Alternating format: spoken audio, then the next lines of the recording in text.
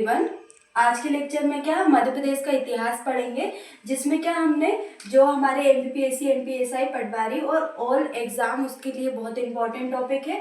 और जो एमपी के सभी एग्जाम होते हैं सभी के लिए बहुत ज़्यादा इंपॉर्टेंट, या तो वो आरआरबी जे जो एमपीपीएससी वाला जो जेई वाला लेते एई है ना, तो उसमें भी ये पूरा से जो इतिहास है मध्य प्रदेश का वो आता है ना। और जो एमपीपीएससी का प्री और मेंस होता है उसके लिए भी बहुत इंपॉर्टेंट है। और मेंस में जो पेपर फर्स्ट है, पेपर फर्स्ट का पार्ट ए, जिसमें क्या आपकी यूनिट 5 है, जिसमें क्या पूरी रियासतें दी है, जिसमें बघेलखंड रियासत हो गया, आपका बुंदेलखंड रियासत, भोपाल रियासत, होलकर रियासत और सिंधिया रियासत है ना। तो ये सब रियासत के बारे में हमको पढ़ना है, तो हम ये प्री के पॉइंट ऑफ व्यू से भी पढ़ेंगे और मेंस के पॉइंट ऑफ व्यू से। तो आज हम क्या पढ़ेंगे, बघेलखंड रियासत। कौन सी? बघेलखंड रियासत हमारी ये लास्ट रियासत बची है।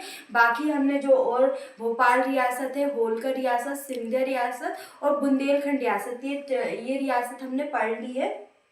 आज के लेक्चर में हम बघेलखंड रियासत पढ़ेंगे ना। जो बघेलखंड है, बघेलखंड को प्राचीन काल में क्या बोलते थे? आटविक। जो बघेलखंड की प्राचीन काल में राजधानी क्या थी? आटविक थी, है ना। तो ये एग्जाम में क्वेश्चन पूछते हैं कि प्राचीन काल में राजधानी क्या कौन सी थी, क्योंकि बघेलखंड की जो राजधानी है वो बहुत मतलब बहुत बार परिवर्तित हुई। जैसे होलकर रियासत की राजधानी भी मल्हार राव होलकर के समय इंदौर थी। उसी प्रकार अहिल्याबाई होलकर के समय कौन सी थी? महेश्वर थी। और जो तुकोजी दीदी उनके समय दोबारा कौन सी? इंदौर बन गई थी। तो इसी प्रकार बघेलखंड की जो राजधानी है वो भी अलग अलग थी। जैसे प्राचीन काल में क्या बोलते थे? आटविक बोलते थे, है ना, बघेलखंड को। और 9वीं और 10वीं शताब्दी में क्या बोलते थे? डाहल। क्या बोलते थे? डाहल बोलते थे। और 12वीं और 13वीं शताब्दी में क्या बोलते थे? भाटा। क्या बोलते थे? 12वीं और 13वीं शताब्दी में भाटा बोलते थे। और 1236 में क्या बोलते थे? गोहरा इसकी राजधानी। गोहरा कहाँ पे? चित्रकूट के समीप है ना। और 17वीं शताब्दी में क्या हो गई थी? रीवा इसकी राजधानी हो गई थी, है ना। कौन सी? रीवा इसकी राजधानी हो गई थी। अब हम देखते हैं कि जो संस्थापक है इसके, तो संस्थापक कौन माने जाते हैं? सोलंकी राजा व्यामदेव। कौन है? सोलंकी राजा व्यामदेव, है ना। ये हमने देख लिया था। बाकी बघेलखंड के जो राजा है उसमें और भी ज्यादा कोई प्रसिद्धि नहीं है। बस हमने क्या देखा था? जो रामचंद्र है ना, रामचंद्र भी बघेलखंड के राजा थे, जो कि जिनके दरबार में कौन? तानसेन रहते थे। तानसेन का तानसेन का वास्तविक नाम क्या है? रामतनु पांडे, है ना।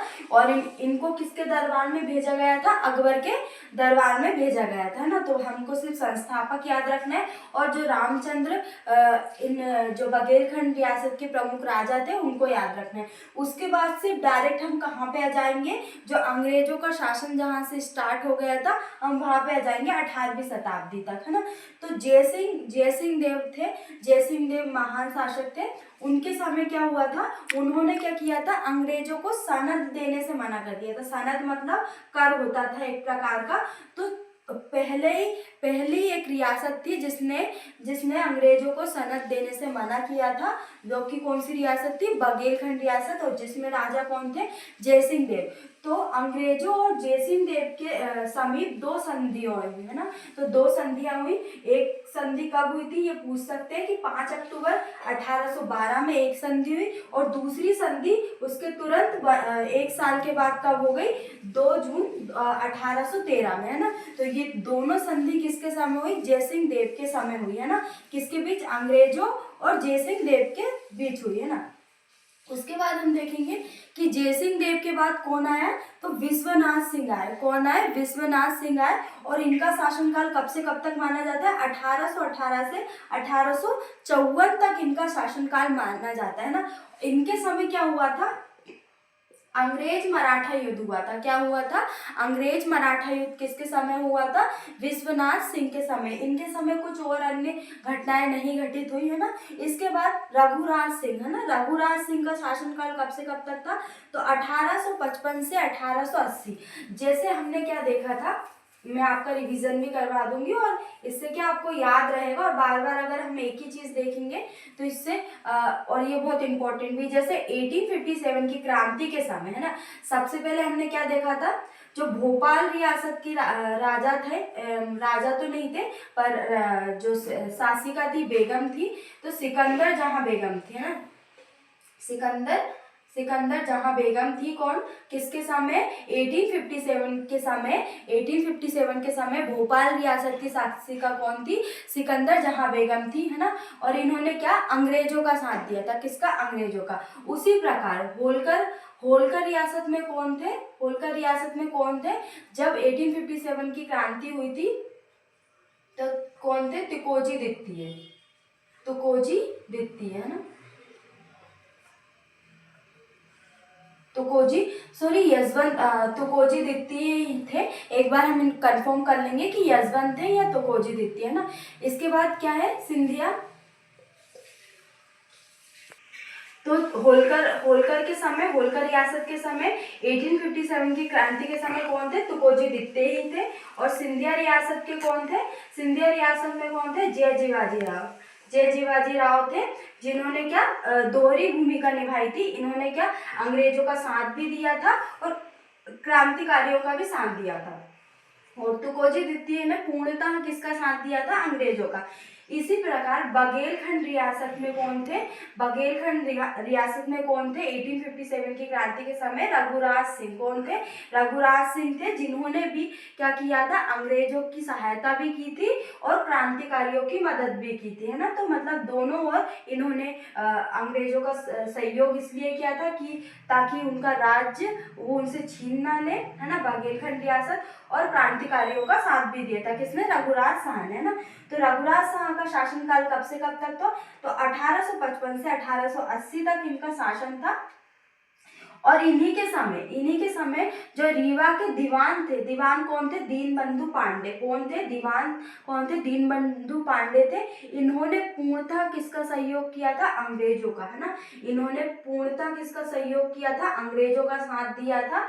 और फिर इसके बाद कब हुआ था, क्या, 3 नवंबर 1859 को कानपुर में एक सम्मेलन हुआ था। कहाँ पे, कानपुर में एक सम्मेलन हुआ था, जिसकी अध्यक्षता किसने की थी, केनिंग ने, वायसराय केनिंग ने की थी। उनके द्वारा जो पुरस्कार के रूप में दीनबंधु पांडे को क्या, बहादुर की उपाधि दी थी, किसको, दीनबंधु पांडे को, जो कि दीवान थे रीवा रियासत के, उन्हें बहादुर की उपाधि दी थी।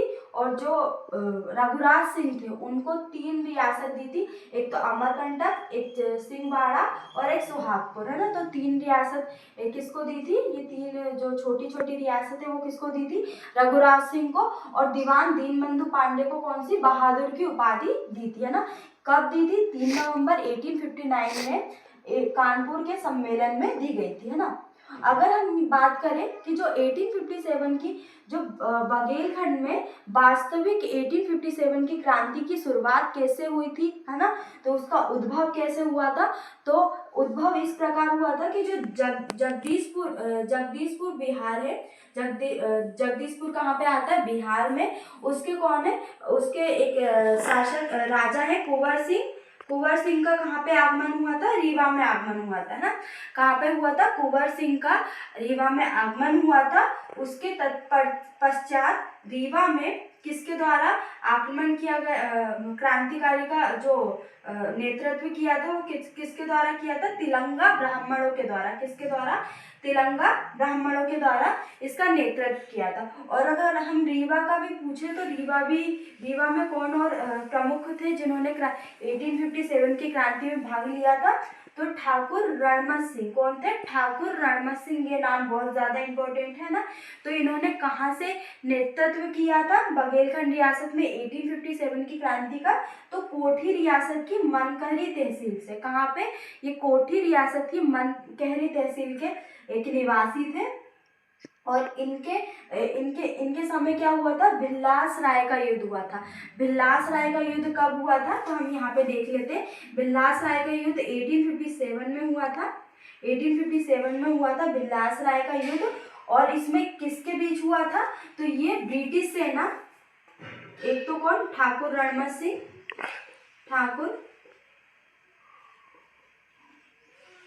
रणमत सिंह, वह किसके बीच, ब्रिटिश सेना थी, एक तो ब्रिटिश सेना थी, वह रणजोड़ सिंह, है ना, रणजोर सिंह थे। कौन थे? रणजोर सिंह ने किसका साथ दिया था? ब्रिटिश सेना का साथ दिया था। और इसमें भी रघुराज सिंह ने किसका आंतरिक रूप से किसकी सहायता की थी? ठाकुर रणमत सिंह की। किसकी? आंतरिक रूप से किसकी सहायता की थी? ठाकुर रणमत सिंह की। और किसके बीच हुआ था? ब्रिटिश सेना और रणजोर सिंह की सेना के बीच हुआ था, जिसमें अंतिम परिणाम क्या हुआ था? जिसमें ठाकुर रणमत सिंह की पराजय हुई थी, है ना। अब हम इसके बाद देखेंगे कि रघुराज सिंह के बाद कौन आए थे। ये चीजें हम नेक्स्ट लेक्चर में पढ़ेंगे, और नेक्स्ट लेक्चर में हमारी बघेलखंड रियासत को हम कंप्लीट कर लेंगे। फिर उसके बाद हम जो 1857 की क्रांति है वो देखेंगे कि 1857 की क्रांति में किन किन रियासतों ने से किस किस लोगों ने नेतृत्व किया था। और बुंदेला विद्रोह के बारे में देखेंगे, जो कि एमपी में बहुत ज़्यादा इंपॉर्टेंट है, बुंदेला विद्रोह। बाकी हमने ये बुंदेला विद्रोह जो हमने बुंदेलखंड रियासत है उसके अंतर्गत अच्छे से देख लिया था, पर फिर भी हम इसको देख लेंगे कि बुंदेला विद्रोह की नींव कैसे रखी थी। बुंदेला विद्रोह की नींव एक मेले से रखी गई थी, और उसके द्वारा बुंदेला विद्रोह की क्या पृष्ठभूमि तैयार हुई थी। और फिर उसके बाद हम क्या देखेंगे, जो स्वतंत्र आंदोलन के बाद क्या चीजें हुई थी। जंगल सत्याग्रह हुआ था ना, जलियांवाला हत्याकांड, जो कि मध्य प्रदेश का जलियांवाला हत्याकांड बोलते हैं ना। ये सारी चीजें हम देखेंगे बघेलखंड रियासत के बाद।